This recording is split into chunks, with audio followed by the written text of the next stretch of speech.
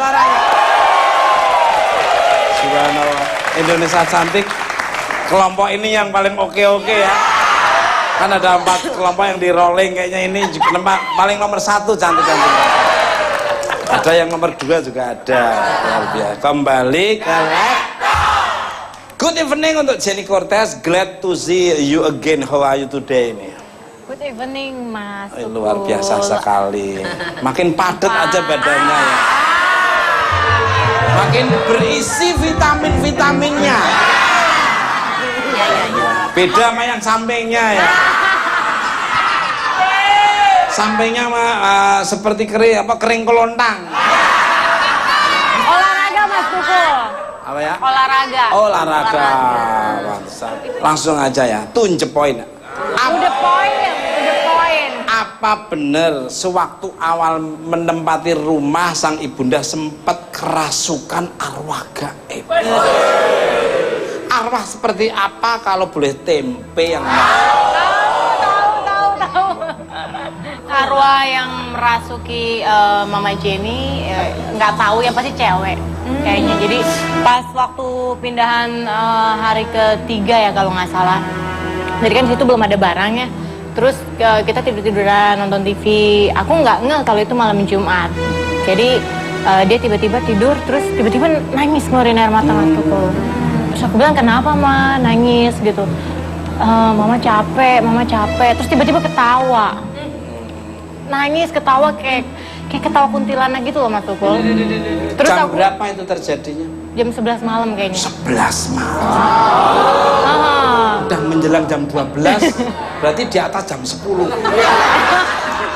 Terus iya, akhirnya nangis ketawa sampai akhirnya begitu terus kan aku lama-lama merinding serem kan. Aku panggilin papa, panggilin kakak, mereka pada datang, terus aku baru ngeh itu malam Jumat gitu. Dan diingajin sama papa tetap nangis, ketawa, cengengesan gitu, terus keluar air mata. Sampai akhirnya kakakku doain di telinganya, terus dia cekikikan gitu, cekikikan yang kayak kuntilanak.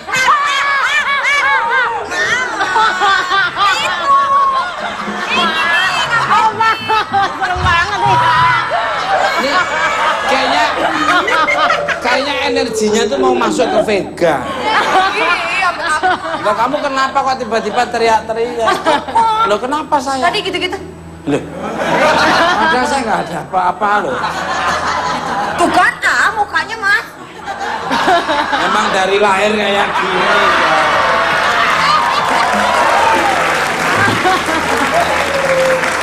Tiap hari ketemu masih takut aja. Aku pikir beneran ada hantu. Tapi kalau ini mah pocong. Pocong tuh deket sini, masa di sini. Jalannya mundur dong. Iya gitu Mas Tukul. Iya, maaf. Sampai akhirnya pas Mama sadar, dia nggak ngeh kalau kita udah rame-rame di situ kan kumpul. Kata Mama, ngapain kalian pada di sini gitu. Terus Itu sadar jam berapa? Kira-kira setengah jam kali kerasukannya. Itu hilang sendiri berarti? Didoain sama kakakku, di telinganya gitu baca Yasin. Hilang. Iya.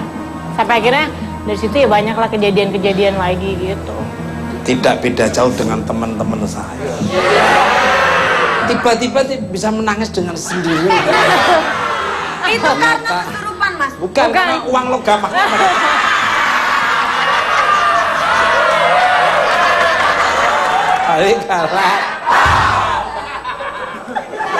Kabarnya setelah kejadian tersebut mulai banyak kejadian-kejadian mistis. Seperti dirimu alami sosok perempuan dan kebaya hijau beserta isi-isinya. Itu is that true nih? Iya, waktu itu aku bangun tidur kabur-kaburan kan. Terus bangun tidur jadi kabur-kaburan gitu kan. Canda loh, ini kayaknya sosok yang diceritakan oleh Mbak Jenny ini energinya sangat kuat sekali. Begitu Mas Tukul tadi kebaya hijau, aku langsung merinding seketika. Iya betul. Makanya dia di belakang kamu sebetulnya. Aku nggak mau. Aku hijau. Iya, kamu nggak hijau hitam kamu. Apanya? Yang mana? Apanya? Apanya? Tadi pertanyaannya aku nggak Tukul sampai lupa aku. Kabur-kaburan tadi dia. Iya, jadi kan ceritanya pas bangun tidur nih jam 9 pagi. Aku kan kalau tidur nggak jauh dari handphone nih. Nah tiba-tiba pas aku bangun ada cewek Mas Tukul. Aku praktekin ya. Aku praktekin. Jadi kan aku bangun tidur nih, ada cewek nih Mas Tukul. Aku kan tidurnya sebelah sini. Ceweknya madep sana nih Mas Tukul. Dia pakai kain, bajunya kebaya hijau, terus dia sedakep begini. Aku selalu berpikir itu halusinasi. Pas aku tutup pakai bed cover, terus aku buka lagi, tiba-tiba dia udah madep ke aku, madep begini. Gitu Mas Tukul. Dan itu merinding banget. Dan apa ya? Pikiran aku di situ jangan-jangan ini hantu bakal narik bed covernya kan. Aku langsung cari handphone, terus aku telepon papa untuk ke kamar, dan ternyata udah nggak ada. Itu rasanya gimana ya teman-teman, rasanya tuh bener-bener merinding takut, padahal itu jam 9 pagi. Pagi Mas. Vega mungkin pernah ngalami hal seperti itu. Enggak Mas, tapi ini bener ya Mas cerita. Bener, jangan bercanda ya. Mohon bercanda. Dulu aku pernah punya boneka nih Mas, boneka anak-anak biasa kan, kalau boneka tuh mama oe gitu, terus atau nangis gitu ya. Nah terus pernah satu ketika bonekanya itu jatuhnya keras Mas, sampai si kepalanya copot, ceritanya kepalanya copot. Aku pasang lagi. Sejak saat itu bonekanya tuh nggak ngomong gitu Mas, jadi setiap kali kan kalau empeng-empengannya dicabut tuh biasanya mama oe gitu. Ini langsung mama sumpah Mas. Terus mama kok ini bonekanya gini, mama gitu. Nah sejak saat itu aku merinding. Lobet kali baterainya. Ternyata iya Mas.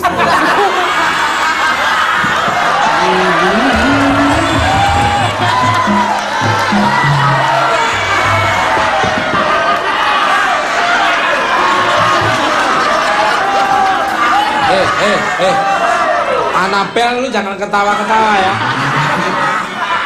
Tapi kan serem Mas. Lu ngobrol sama security aja di depan ini. Tapi serem juga. Kembali ke... Tidak hanya dirimu, ternyata orang lain yang baru datang ke rumah kamu juga langsung ditampakkan sosok gaib yang menempati rumah itu. Seperti apa ceritanya? Iya. Jadi nggak tahu kenapa di rumah itu hantunya nongolnya siang sama pagi. Itu yang bisa lihat cuman Jenny aja apa semuanya juga bisa lihat? Waktu itu kan kita ada liputan rumah gitu kan, di rumahku, terus di situ kan ada orang media. Jadi kita waktu itu lagi kayak reality show gitu Mas Tukul. Kita bikin reality show dari bawah sampai ke atas kan. Di bawah nggak ada apa-apa, tapi pas di lantai 3 itu pas lagi ngeliput ruang tamu, kamar tamu, terus tiba-tiba aku ngeliat ada orang yang keluar kamar dari papa. Ada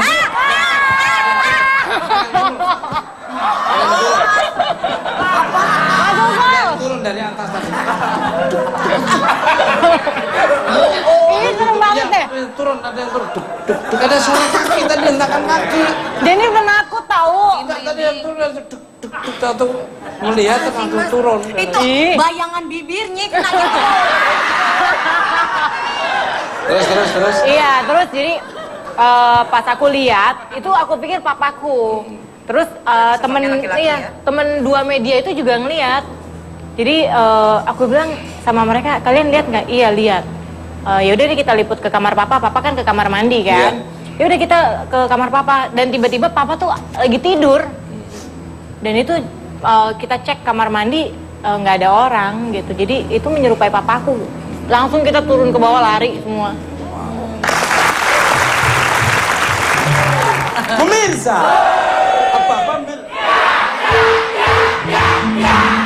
bintang tamu saya yang kedua adalah seorang praktisi supranatural yang akan menjelaskan tentang fenomena teror arwah gentayangan. Langsung aja kita sambut Kang Arif Budiman.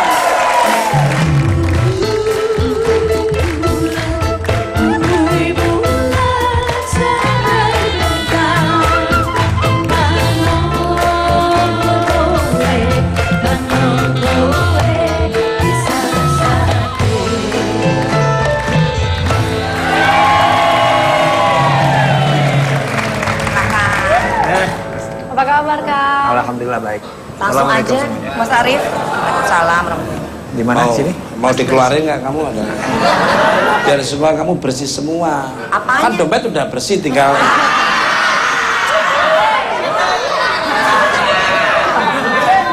sembarangan ini. beliau prihatinnya itu melebih-lebih kalian. Ini prihatin karena dapat ilmu, kalau kamu keadaan. Balik ke Assalamualaikum warahmatullahi wabarakatuh, Kang Arif. Waalaikumsalam warahmatullahi wabarakatuh. Subhanallah. Selamat datang di Bungkaman Mata. Kumaha damang? Alhamdulillah saya. Abdi teh munding. Gimana sih Mas? Munding itu berarti tampan. Kambing. Bukan Mas. Apa? Kalau munding itu kambing kalau nggak salah. Oh, kambing. Berarti kalau kerbau tuh berarti tikus. Langsung aja nih Kang Arif. Ya. Apa sih yang menyebabkan makhluk gaib tersebut masih bahkan sampai mengganggu manusia? Apa benar biasanya yang meninggal dengan cara tidak wajar akan menjadi hantu gentayangan? Seperti itu, monggo. Ya. Baik, insya Allah saya akan sampaikan dari awal dulu bahwa ada satu komitmen iblis ya kepada Allah bahwa dia akan mengganggu manusia sampai akhir zaman. Ini. Berarti turunan-turunannya pun akan mengganggu sampai akhir zaman. Ini mereka ini. Karena iblis sendiri adalah makhluk gaib, rajanya makhluk gaib ya, yang memang mungkar kepada Allah, sehingga dia berkomitmen tadi sehingga terus akan mengganggu yang namanya manusia untuk sama-sama menjadi berbuat dosa dan akhirnya masuk neraka bersama-sama. Ya, artinya memang komitmen itu yang dipegang kuat, sumpah iblis kepada Allah, sehingga manusia yang artinya tidak ada satupun manusia yang luput dari gangguan iblis tadi, sehingga kita yang sebagai manusia harusnya menyadari hal itu ya. Makhluk yang gaib yang dimaksud mengganggu manusia itu boleh jadi juga bisa disebabkan oleh hasil perbuatan buruk manusia sebelumnya yang menghasilkan amal buruk. Kenapa dia berbuat buruk? Karena ada dorongan dari sifat iblis tadi. Sudah tertanam di. Ya, ketika dia bersatu dengan sifat iblis, maka perbuatan manusia itu menjadi buruk. Nah, perbuatan itu akan menghasilkan amal buruk. Ya, Betul. ketika ia mati dikubur, maka amal buruknya akan mengganggu lagi yang lain. Wow.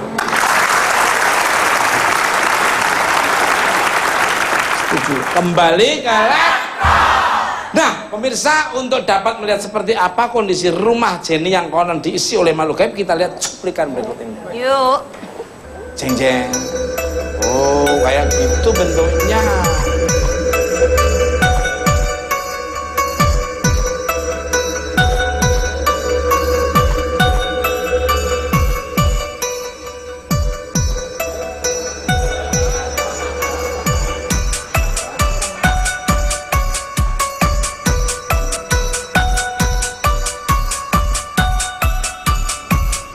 Halo pemirsa, nah sekarang lagi ada di rumah Jenny nih. Jenny mau ceritain sedikit kejadian-kejadian mistis yang memang pernah Jenny alami di rumah. Ada beberapa tempat yang memang pernah terjadi seperti di sini. Ini adalah ruang tamu dan sebelum ada barang-barang, Mama di sini pernah kerasukan. Itu malam Jumat Kliwon deh ya. Sepertinya sih malam Jumat Kliwon. Dan habis itu di ruangan sini, di ruang TV, ponakan aku sendiri pernah melihat ada semacam wanita yang menyerupai seperti mamahnya keluar dari sini. Nah, ini kamar aku. Nah, posisinya waktu jam 9 pagi pas aku bangun tidur, itu ada cewek yang sedakep, pas banget posisinya ada di sini kan. Dia sedakep seperti ini dan pakai baju kebaya warna hijau, terus dia pakai kain tapi gitu ya. Ada juga teman-teman media yang waktu ngeliput rumah melihat juga, dan waktu editing mereka di kamar mandi aku melihat seperti sinar ops gitu di sini. Itu sore ya, kejadiannya udah sore.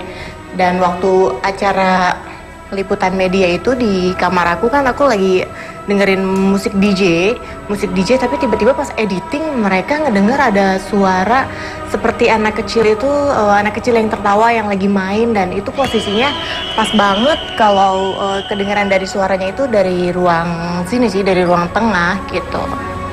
Ada spot lagi di lantai 3. Nah, ini ruangan di lantai 3 yang memang kalau menurut Jenny ini nih hawanya beda ya, serem gitu. Jenny sama temen media yang lihat waktu itu kita ceritanya lagi ngeliput kamar tamu, udah gitu tiba-tiba abis ngeliput kamar tamu tiba-tiba ada yang masuk gitu ke kamar mandi.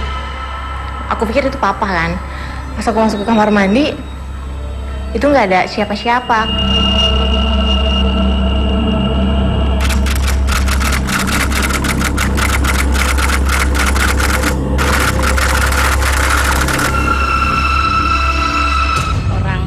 Gosok gitu. Terus kita ngeliat di belakangnya hantu itu di belakangnya pakai baju batik coklat, itu yang sekali, itu yang 2 kalinya itu apa hijau.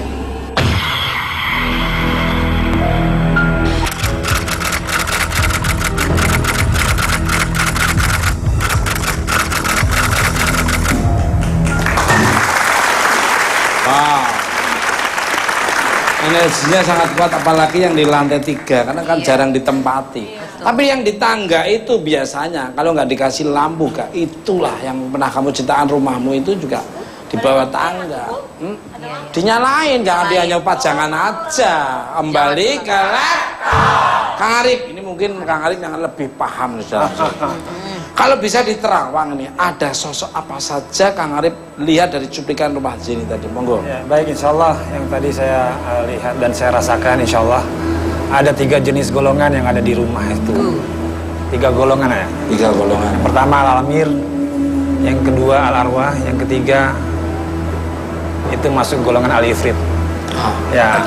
Jadi kalau al-amir ini adalah jin yang sering meniru manusia. Ya. Jin yang sering meniru manusia. Dia sering suka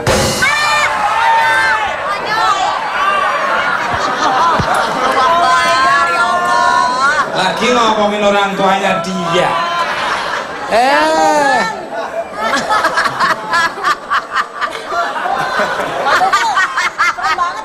Lah iya, temanya pas banget. Ini lagi ngomongin orang tuamu. Malah gedak-gedek manggil lagi. Mau dilanjut. Ya, artinya yang sering meniru kegiatan manusia dan sering berada di kamar mandi. Nah, tadi di kamar mandi ada al-amir ya. Ada ya. Ya, terkadang suka mengikuti seperti seorang orang yang seperti mandi, ada suara air dan sebagainya. Ya, betul ya. Tadi Kalau ada. aku lagi mandi gitu. Ya. Tapi wujud aslinya wanita atau laki-laki? Wanita, kebanyakan wanita. Kalau orang-orang katakan sering dikatakan kuntilanak ya. Lalu ada juga yang al-arwah ya. Al-arwah ini adalah jin yang memang dia punya misi tugas untuk merusak akhlak manusia agar manusia takut kepada mereka. Terkadang kalau dia menunjukkan seseorang berwujud kadang seperti orang yang sudah meninggal, tapi Ketawa, ya. Ada di situ sehingga bisa berwujud manusia tapi yang sudah nggak ada. Nah, kalau yang terakhir yang saya katakan al-ifrit adalah kalau di sini dikatakan golongan jin yang memiliki kemampuan.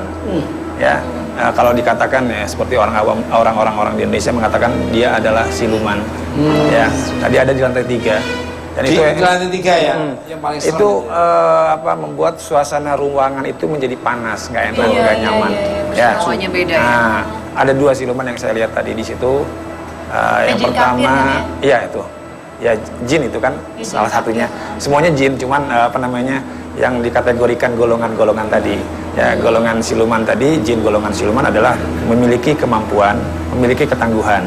Ya, dia pertama siluman ular, yang kedua siluman harimau. Ada Di antara 3 itu yang paling kuat energinya yang mana tuh, Kang Arif? 2 siluman itu kuat. 2 siluman. 2 siluman itu kuat. Ya, Dan ya. itu Karena munculnya juga bisa di pagi berpengaruh juga kepada Jenny Cortez. Pengaruh yang pertama, kalau dia berada di belakang mengikuti Jenny Cortez, Jenny Cortez akan berani kalau diikuti oleh siluman harimau di belakangnya. Jadi seolah-olah dia nggak takut berpetualang kemana saja.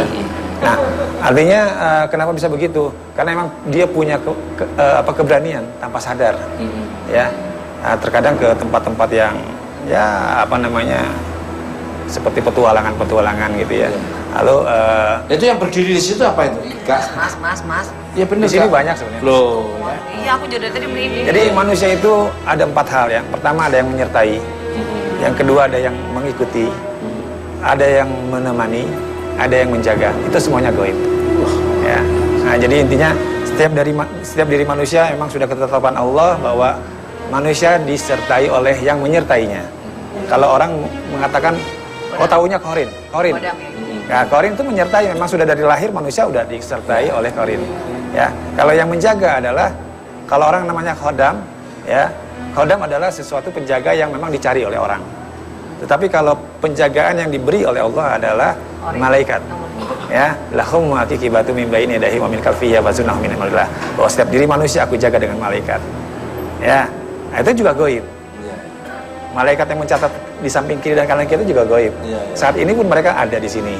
Semuanya ada. Iya, ada. Ya. Ini di belakang tuh nongol-nongol terus dari tadi. Tadi Nah, yang menjadi masalah ada yang mengikuti. Tuh kan. Ketika kita ke tempat yang serem, tempat yang jarang disinggahi oleh manusia. Nah, ketika mereka ada satu tujuan, tugas jin itu adalah mengganggu manusia. Ketika, oh ini masih kosong nih, diikutin. Ya, sehingga tahu-tahu, oh berat nih, masuk angin, ya, tanpa sadar dia diikuti. Dan kalau dia udah masuk ke dalam darah, maka menjadi sifat dalam darahnya, menjadi sifat dalam dirinya. Wah, itu akhirnya manusia itu menjadi males, menjadi apa namanya, amarah yang tanpa sebab dan sebagainya. Itu banyak faktor X-nya ke belakang. Gitu. Ya. Jadi di tempatnya Jenny tadi luar biasa. Tak lihat itu lebih luas, lebih kosong, itu banyak orang gitu. Iya, karena di lantai 3 kan yang tidur cuma papa.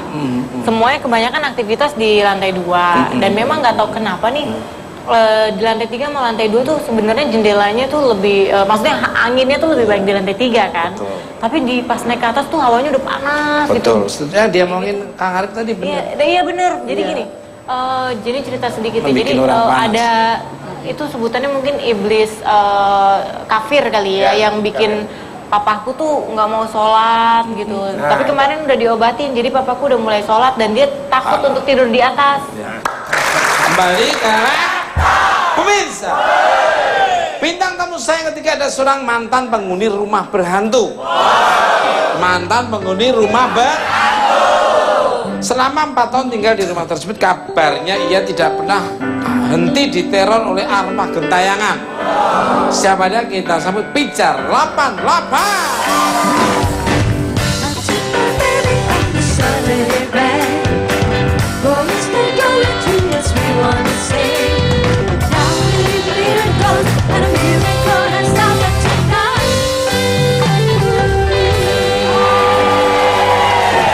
Apa yang pernah dilihat oleh Mas Pijar 88 selama 4 tahun menghuni rumah berhantu? Sosok-sosok apa dan makhluk-makhluk apa yang pernah memperlihatkan diri ke Mas Pijar 88? Cari mau mana? Tetap Mister Tukul. Jangan mana tahu Tukul.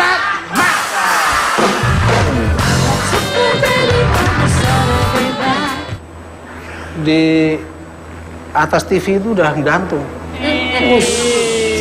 Sudah gantung, masih ada. Cewek apa cowok itu pocongnya? Saya kurang perhatikan, yang jelas matanya masih ada putih-putih kapas.